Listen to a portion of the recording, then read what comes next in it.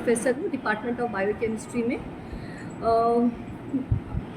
मुझे जो है वो स्क्रूटनी मुझे जो है असिस्टेंट प्रोफेसर्स की भर्ती निकली थी, जिसके अंदर मुझे स्क्रूटनी कमेटी में रखा गया था।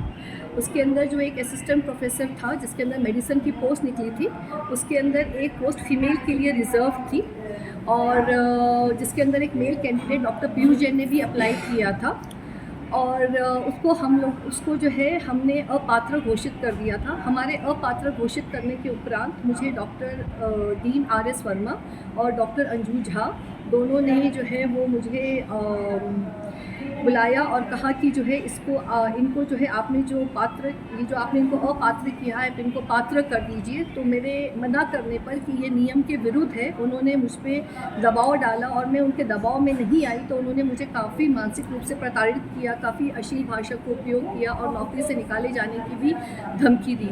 उसके बाद मैं इतना ज़्यादा डिस्टर्ब हो गई कि मैंने जो है वो SP थाने में भी आवेदन दिया, लेकिन जब मुझे वहाँ पर भी बुलाया गया और वहाँ से मुझसे पूछा गया क्या हुआ, उनसे भी मैंने अपनी पूरी बात कही कि कैसे मुझे नौकरी से निकाले जाने की धमकी दी जा रही है और मैं अपनी बेटी के साथ अकेली रहती हूँ।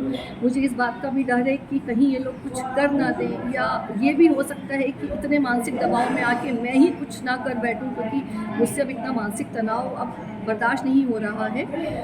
तो लेकिन उसके बाद भी उन्होंने आज दिनांक तक कोई कार्रवाई नहीं करी। कितना समय हो गया पूरी घटना को? सर ये लगभग एक महीना हो गया सर। पुलिस प्रशासन ने आपका सहयोग नहीं कर रही है? नहीं सर, अभी तक सर किसी ने सहयोग नहीं किया है। सर हमने जो है वो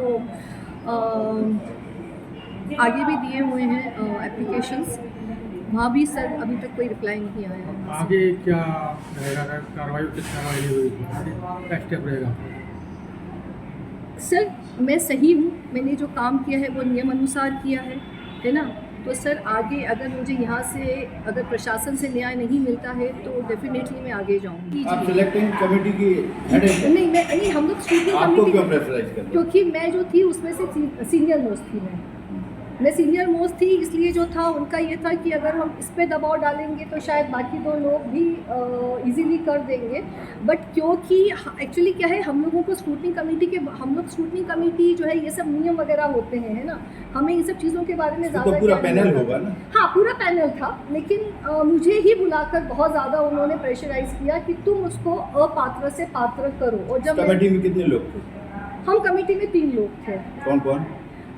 डॉक्टर राकेश महोर और डॉक्टर रजनीश। और आप? और वो लोग सहमत थे क्या? नहीं, वो भी सहमत नहीं थे, वो लोग भी सहमत नहीं थे, लेकिन उनका शायद ये रहा होगा कि भाई सीनियर है ना, और अगर हमने इसको कर दिया तो बाकी दो लोग भी। वो आवेदन जो दिया बात तो हो जाती है जी। तो ये कब और कहाँ किस जगह अंडर प्रेशर